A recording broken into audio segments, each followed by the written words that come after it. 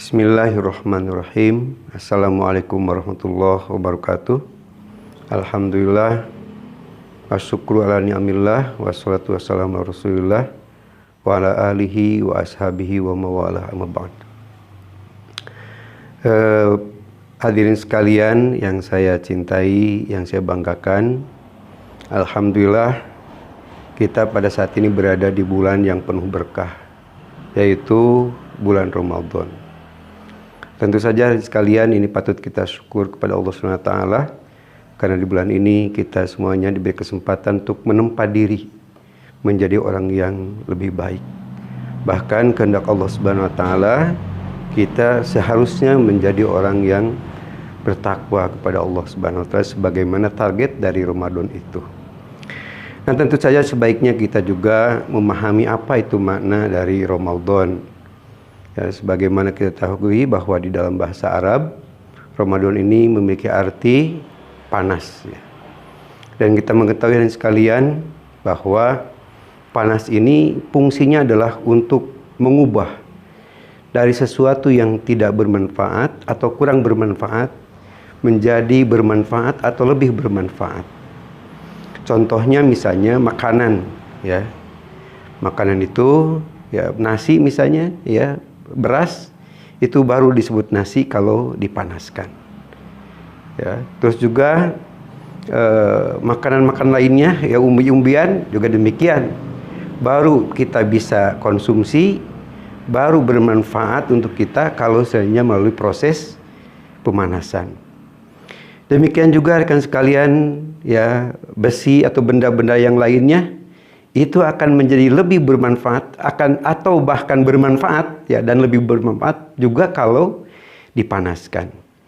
Ya, misalnya kita lihat, ya, golok itu kan asalnya dari besi. Ketika dipanaskan, ditempa, lalu dia menjadi besi menjadi golok dan bermanfaat bagi kita semuanya. Juga demikian juga rekan sekalian, tembikar atau tanah, ya, itu dibentuk lalu, ya, dibakar, ya, dipanaskan, tentu saja setelah itu adalah bermanfaat. Nah, tentu saja rekan sekalian, ternyata panas ini adalah sarana untuk melakukan perubahan, ya, dari sesuatu yang tidak bermanfaat kepada yang bermanfaat. Yang kedua adalah membersihkan dari kotoran-kotoran yang ada, ya. Dengan panas itu menjadi hilang yang bahayanya. Misalnya rekan sekalian adalah bagaimana kita untuk membersihkan dari suatu benda dari berbagai virus misalnya, itu dengan dipanaskan, ya, sehingga akhirnya dia menjadi bersih, ya, dan tentu saja tidak akan menimbulkan bahaya bagi kita. Bahkan Allah Subhanahu wa taala ketika seseorang mukmin akan dimasukkan ke dalam surga dan dia banyak dosanya, dia pun juga sama, dibakar dulu di dalam neraka, naudzubillah min dzalik, ya, sampai akhirnya dia bersih dan layak untuk dimasukkan ke dalam surga. Nah, kalau kita lihat rekan sekalian di dalam Al-Quran itu ada beberapa tipe proses pemanasan. Pertama misalnya adalah dibentuk dulu lalu dipanaskan. Ya, misalnya tadi saya sebutkan bagaimana bata, ya, batu bata atau juga tembikar itu dibentuk dulu lalu dipanaskan, ya, sehingga dia lebih kuat, gitu, lebih bermanfaat. Di dalam Al-Quran Allah SWT berfirman, ya, yaitu alladzina qalu rabbunallah tsumastaqamu tatanazzalu alaihimul malaikah, yaitu orang yang berkata saya beriman terus istiqomah. Bahkan Rasulullah bersabda, kul amantu billah tsumastaqim. Artinya dia adalah membentuk dulu, lalu setelah itu adalah dibakar. Ada juga yang kedua, rekan sekalian, ya, hadirin sekalian, adalah orang, ya, masuk ke dalam Islam lalu membentuk diri. Ya, dia mencoba membentuk diri dengan penuh kesabaran. Makanya Allah SWT berfirman dalam Al-Quran, pasbir nafsaka ma'alladzina yad'una rabbahum bil ghudwi wal asal. Ya, maka sabarkanlah diri kalian, ya, ya, bersama orang-orang yang yad'una rabbahum, yang selalu berdoa kepada Allah Subhanahu wa taala atau mengajak kepada Allah Subhanahu wa taala setiap pagi dan petang. Artinya kita menyabarkan diri. Ya, setelah ya kita ingin bentuk diri kita yang lebih baik, kita sabar. Nah, itulah proses ini, adalah proses pemanasan. Ada juga rekan sekalian adalah ya, kita dibakar dulu. Setelah itu dibentuk sebagaimana ya ketika kita ingin membuat timah, ya timah kan nanti dibakar dulu, setelah mencari cair ya baru dibentukkan begitu. Ya, inilah yang dikehendaki oleh Allah Subhanahu wa taala di dalam Ramadan. Ya, Allah Subhanahu wa taala berfirman, ya ayyuhalladzina amanu ya kutiba alaikumusiyam kama kutiba alal ladzina min qablikum la'allakum tattaqun.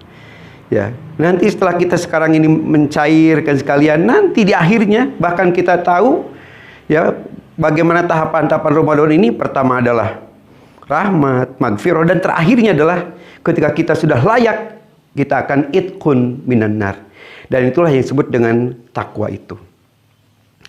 Nah, Allah SWT, ya, rekan sekalian, ketika ya menurunkan Ramadan, itu juga menurunkan pencetaknya. Kita juga harus ada cetakannya. Apa cetakannya? Makanya di sini Allah SWT berfirman, Syahrul Ramadan alladzi unzila fihil Qur'an hudal linnasi wa bayyinatin minal huda wal furqan. Nah, bulan Ramadan ini Allah SWT menurunkan Al-Quran. Ya, Al-Quran inilah pencetaknya. Ya, kita kan untuk menjadikan bata itu harus ada pencetaknya. Ketika kita ingin membuat golok harus ada ukurannya. Kita membuat apapun harus ada modelnya.